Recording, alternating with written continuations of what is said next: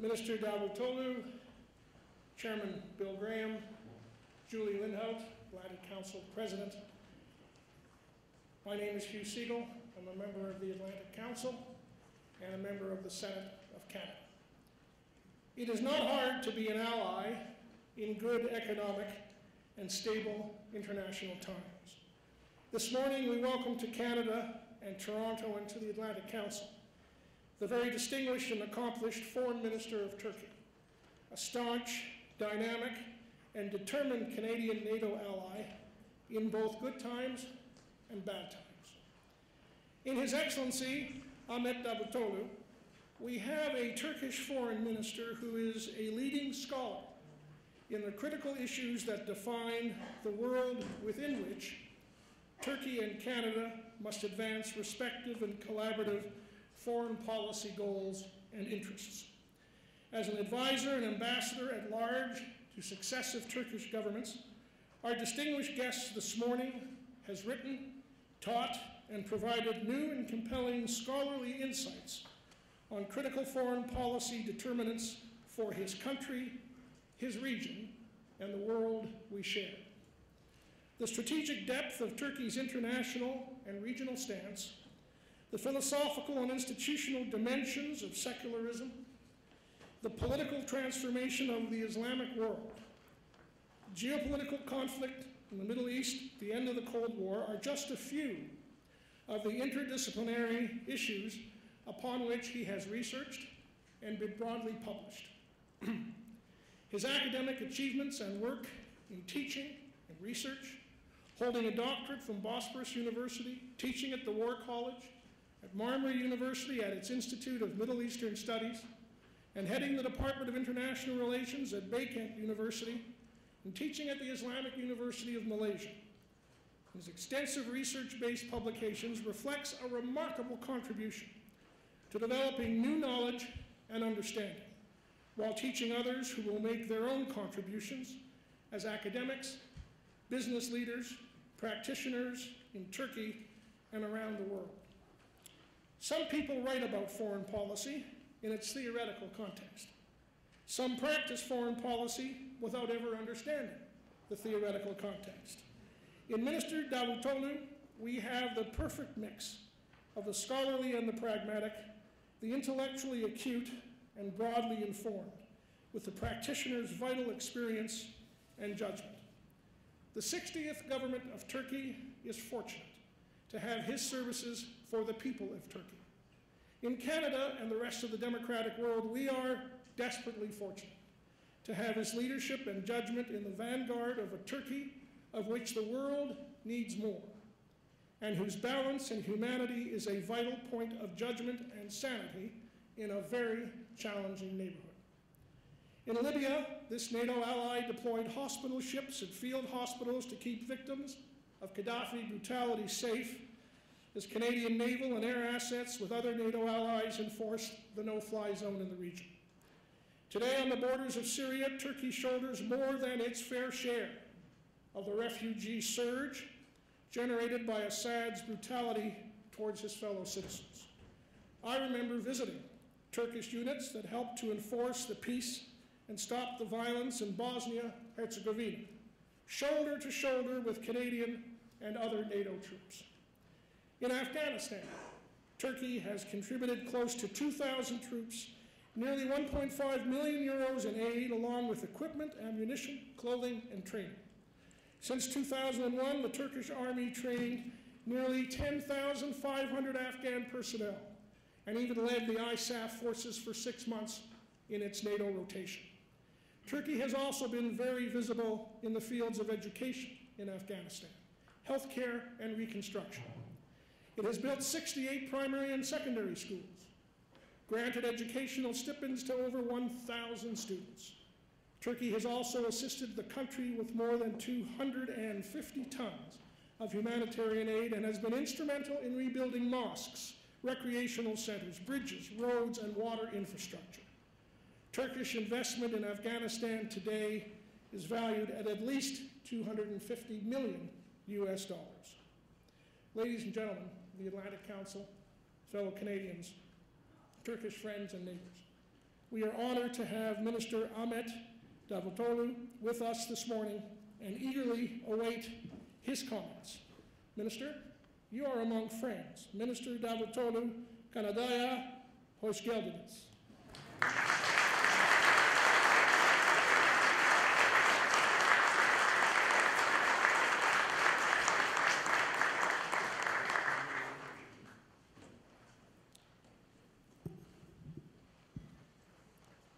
Honorable Bill Graham, former Minister of Foreign Affairs, so our dean in the sense of being Minister of Foreign Affairs and Chairman, Senator Segal, distinguished guests, thank you very much for saying welcome in Turkish and saying that that I am among friends. Definitely, all Canadians are friends of Turks, and Turks are friends of all Canadians because we share many common things. We are members of NATO, G20. In our system of alliance, Canada and Turkey are two countries in East and West to make this alliance stronger and more influential in international relations. And therefore, as a forum of this alliance, Atlantic Council is the best platform to share our views, to consult on the changing world and how we should place our countries and our alliance in this changing atmosphere of international relations.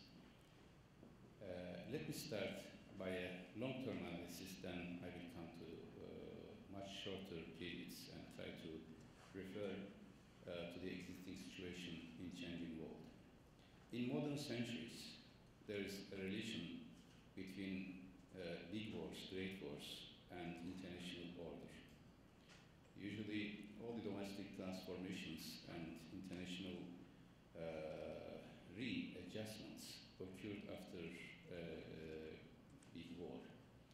Like 30 Years' War created nation-state system and Westphalian order. And Westphalian peace was assumed to be end of feudal era and the new emergence of the new system of nation-states. It was after a long war, 30 Years' War. Then we had French Revolution, Napoleonic Wars, and Congress of Vienna. Congress of Vienna was a platform where all the big players came around the same table and discussed the future of international relations and the famous balanced power system, as well as the European system of 19th century and spread of colonial administrations emerged out of this new system. After the First World War, we had League of Nations. Again, all the great powers winning the First World War came around the same table and discussed what will be the next stage. League of Nations was not able to survive because of the deficiencies of the system, as well as a huge economic crisis in 1929. And Second World War did emerge. After Second World War, again, a new readjustment was done, and UN system in political sense, and Bretton Woods system, World Bank, IMF, and all these basic institutions of financial system did emerge. So, war destroys the old system. And if after a war, all the power centers and basic powers came around the same table, you can establish a new order. Cold War was such a war, which lasted longer than the others, and much more comprehensive in the sense of the global system. It was in Vienna, in Vietnam, it was in Poland, it was in Africa, everywhere, two bipolar system. When this Cold War has ended, the expectation was a new world order will emerge. But unfortunately, now almost more than 20 years, and there is no Congress like Congress of Vienna. There is no a new international institution like UN or reform of UN, or there is no agreement like Westphalian peace, where all the powers came around the same table and established a new value system. The world is changing very fast, but the attempts to understand this changing and try to establish the new norms of the new order is too slow to respond. In 1989, when Berlin Wall has fallen, many of you remember Francis Fukuyama wrote an article, The End of History. At that time, I was completing my PhD thesis. I wrote two articles. One was civilization transformation as a response and as a critique of the end of history. And the claim of this article was, the main idea of this article was that the end of history is a fallacy. The history will not end. The history will flow much faster than before. Second article was on the new international status of Turkey in post-Cold War era. And there my main opinion was that in this new changing system, Turkey has to face many challenges in Balkans, in Middle East, in all historic places, because Turkish geography did not base on natural boundaries which separates Turkey from the neighborhood. Therefore, all the boundaries of Turkey are seem to be surviving not because of the natural character, but because of the Cold War. When Cold War ends, Turkey has to face these challenges, and the only way to deal with these challenges is to have a proactive foreign policy, understanding the dynamics of change and responding it without any hesitation, rather than implementing a policy of what we call in Turkish wait-and-see policy. Later, these two articles became two books in 1994, Civilization Transformation, and later Strategic Debt in Turkish Foreign Policy. The end of Cold War was a Teutonic